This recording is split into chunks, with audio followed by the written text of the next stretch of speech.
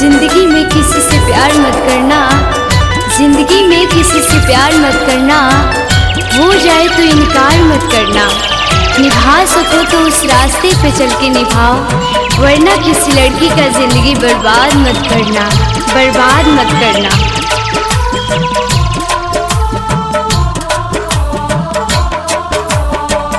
प्यार कइले बानी तुहसे भूल नहीं पाई हो, जब ले रही सांस तब ले वादा निभाई हो।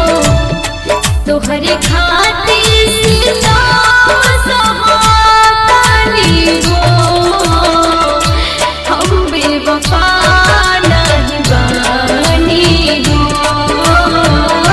हम बेवफा नहीं बानी हो।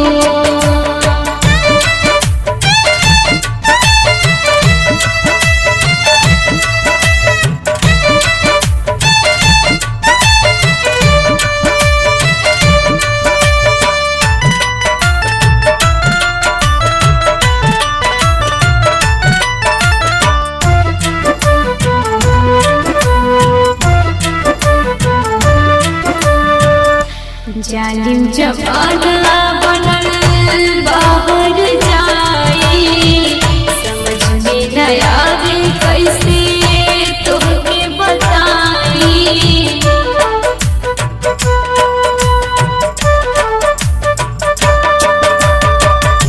जालिम जमाना बनल बाहर जाई, समझ में न आवे कैसे तुहके बताई।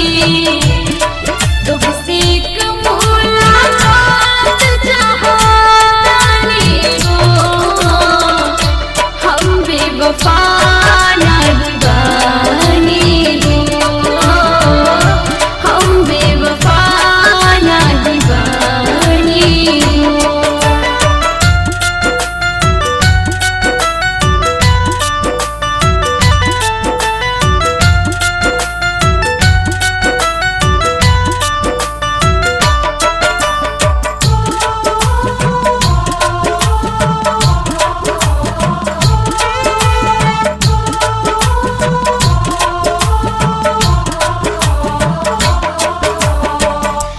मरब या जियब अब नइखे परवाह हो, आ जाई त सोझाई है आखिरी बचाव हो।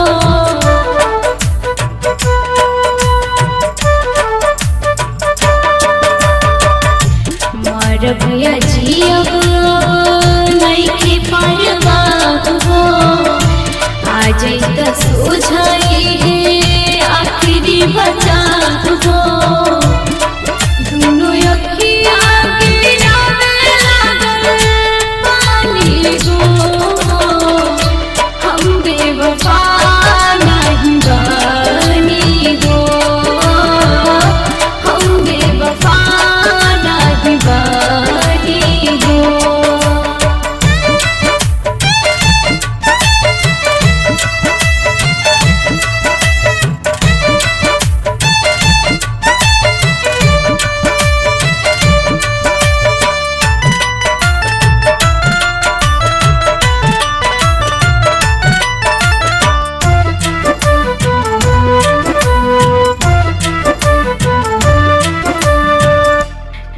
मत जाना सुना बाड़ी बेगाना, मेरे खातिर आ जाइता कोनो बहाना।